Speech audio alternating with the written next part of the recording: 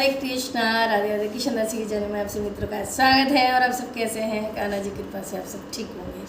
और आज है कामदा एकादशी। कामदा एकादशी की आप सभी मित्रों को बहुत बहुत ढेर सारी बधाई हो। और चैत्र मास यानी एकादशी आज से ही शुरू हो जाएंगे फूल बंगले बनने। तो मैं लास्ट में पूरी जानकारी दूंगी कि चंदन यात्रा कब है, फूल बंगले कब बन रहे हैं, ये सब की। जय श्री राधे। तो वीडियो स्टार्ट करती हूँ। वीडियो पसंद आ जाए तो लाइक शेयर कमेंट जरूर से करना। हाथ में मैंने तुलसी ले लिया है। आप फूल ले सकते हैं, तिल ले सकते हैं, चावल नहीं लेने। आज चावल खाने भी नहीं है और बनाने भी नहीं है। तो आप अगले दिन यानी कल द्वादशी को आप कभी भी चावल का भोग लगा सकते हैं, खिचड़ी का भोग लगा सकते हैं, खीर का भोग लगा, लेकिन चावल की कोई भी डिश होनी चाहिए। ठीक है जी। एक टाइम फलाहार कर सकते हैं आज के दिन और सेंधा नमक एक बार खा सकते हैं। तो श्रीमन नारायण नारायण नारायण, भजमन नारायण नारायण नारायण, लक्ष्मी नारायण नारायण नारायण, गोविंद नारायण नारायण नारायण। बोलो लक्ष्मी नारायण भगवान की जय, श्री हरि की जय। तो धर्मराज युधिष्ठिर बोले, हे भगवान, मैं आपको कोटि कोटि प्रणाम करता हूँ। मैं आपसे निवेदन करता हूँ कि आप कृपया करके चैत्र माह के शुक्ल पक्ष की एकादशी का वर्णन कीजिए। श्री कृष्ण भगवान बोले कि हे राजन, आप एक पुरानी कथा सुनिए जिसको राजा दिलीप ने वशिष्ठ जी से कही थी। राजा दिलीप ने पूछा कि गुरुदेव, चैत्र माह के शुक्ल पक्ष की एकादशी का क्या नाम है, इसमें किस देवता की पूजा होती है तथा इसकी विधि क्या है, सो कहिए।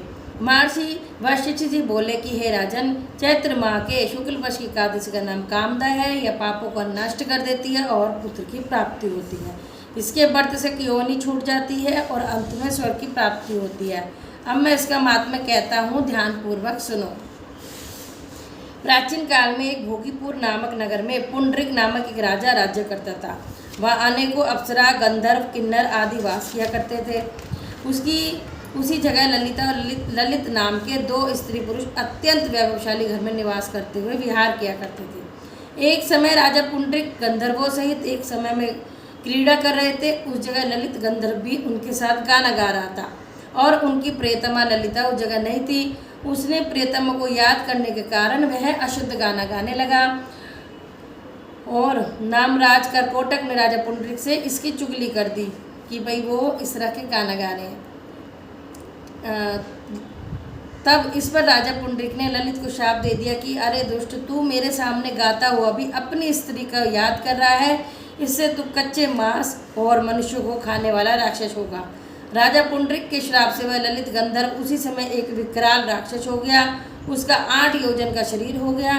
राक्षस हो जाने पर उसको दुख मिलने लगे और अपने कर्म का फल भोगने लगा। जब ललिता को अपने प्रियतम ललित का ऐसा हाल मालूम हुआ तो वह बहुत दुखी हुई। वह सदैव अपने पति के उद्धार के लिए सोचने लगी कि मैं कहाँ जाऊँ, क्या करूँ। एक दिन वह घूमते घूमते विंध्याचल पर्वत पर चली गई। उसने उस जगह श्रृंगी ऋषि का आश्रम देखा। वह शीघ्र ही उस आश्रम के पास गई और उस ऋषि के सन्मुख जाकर विनय करने लगी। उसे देखकर श्रृंगी ऋषि बोले, हे सुभगे, तुम कौन हो और यहाँ किस लिए आई हो? ललिता बोली, हे मुनि, मैं वीर धनवा नामक गंधर्व की कन्या ललिता हूँ। मेरा पति राजा पुंडरिक के श्राप से एक भयानक राक्षस हो गया है। आप राक्षस योनि से छूटने का कोई श्रेष्ठ उपाय बतलाइए। तब श्रृंगी ऋषि गंधर्व कन्या ललिता से बोले, अब चैत्र माह के शुक्ल पक्ष की एकादशी आने वाली है जिसका नाम कामदा एकादशी है। उसके व्रत करने से मनुष्य के समस्त कार्य सिद्ध हो जाते हैं। यदि तू उसके व्रत के पुण्य को अपने पति को दे देती है तो वह शीघ्र राक्षस योनि से छूट जाएगा। मुनि के ऐसे वचनों को सुनकर ललिता ने आनंदपूर्वक व्रत किया और द्वादशी के दिन ब्राह्मणों के सामने अपने व्रत का फल अपने पति को देने लगी। और भगवान से इस तरह प्रार्थना करने लगी कि हे प्रभु, मैंने जो व्रत किया है वह राक्षस योनि से शीघ्र ही छूट जाए। एकादशी का फल देते ही उसका पति राक्षस की योनि से छूट गया और अपने पुराने स्वरूप को प्राप्त हुआ। वह पहले की भांति ललिता के साथ विहार करने लगा। कामदा एकादशी के प्रभाव से पहले की भांति अब अधिक और सुंदर हो गए और पुष्पक विमान पर बैठकर स्वर्ग लोक को चले गए। हे राजन, इस व्रत को विधिपूर्वक करने से समस्त पाप नष्ट हो जाते हैं। इसके व्रत से मनुष्य ब्रह्म हत्या इत्यादि के पाप और राक्षस होने के से छूट जाते हैं। इसकी कथा व महात्मा के श्रवण व पठन से वाजपेयी यज्ञ का फल प्राप्त होता है। तो बोलिए एकादशी महारानी की जय, श्री हरि विष्णु भगवान की जय।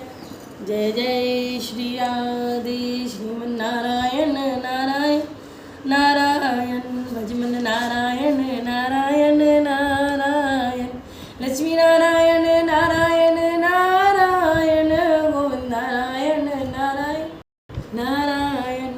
बोलो लक्ष्मी भगवान की जय। तो मैं सभी एकादशियों के नाम ले लेती हूँ, तो मैं हमेशा लेती हूँ। तो उत्पन्ना एकादशी, मोक्षदा एकादशी, सफला एकादशी, पुत्रदा एकादशी, शर्तिला एकादशी, जया एकादशी, विजय एकादशी, अमल की एकादशी, पापमोचनी एकादशी और आज जो है वो है कामदा एकादशी। अब इसके अगली जो आएगी वो होगी बरुथनी एकादशी, मोहिनी एकादशी, अपरा एकादशी, निर्जला एकादशी, योगिनी एकादशी, देवशनी एकादशी, कामिका एकादशी, पुत्रदा एकादशी, अजय एकादशी, परिवर्तनी एकादशी, इंदिरा एकादशी, पापानुकुंश एकादशी, रमा एकादशी, प्रबोधनी एकादशी, पद्मनी एकादशी और परमा एकादशी। आशा करती हूँ आप सभी को समझ आया होगा कथा का सार। तो ज़रूर से पढ़ना और शेयर करना ताकि सभी पढ़ सकें। तो आज थोड़ा सा कथा डालने में लेट हो गई, हो जाता कई बार ऐसे, तो ज़रूर से सुनना और जय श्री राम। हाँ जी, मैं आपको बताने वाली थी, याद आ गया कि फूल बंगले आज से बनने स्टार्ट हो जाएंगे। चैत्र माह के 81 को स्टार्ट हो जाते हैं। तो आज से बनने भगवान जी के जो बनते हैं फूलों के वो स्टार्ट हो जाएंगे। और ये मत कहना कि हमारा कई बार हम नहीं है तो क्या करें, तो ऐसा नहीं होता। आपके पास फूल नॉर्मली फूल जो मार्केट में मिलते हैं, जो आपके घरों में भी लग रहे होंगे गमलों में, आप वो भी ले सकते हैं। फूल पत्ते सब अच्छी तरह धो के, ताकि भगवान को शीतलता प्रदान हो, इसलिए फूल बंगले सजाए जाते हैं, हम दे सकें भगवान जी को। तो आप इस तरह से फूल बंगले उनके बनाइए।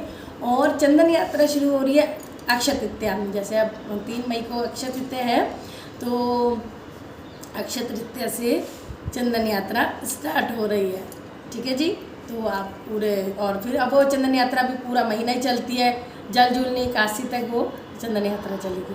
तो ये मैंने जो सवाल थे वो क्लियर कर दिए, फिर भी मैं आपको और बता दूंगी बाद में भी। तो जय श्री राधे। अच्छी लगे तो शेयर करना और कमेंट में करना। जय श्री राधे।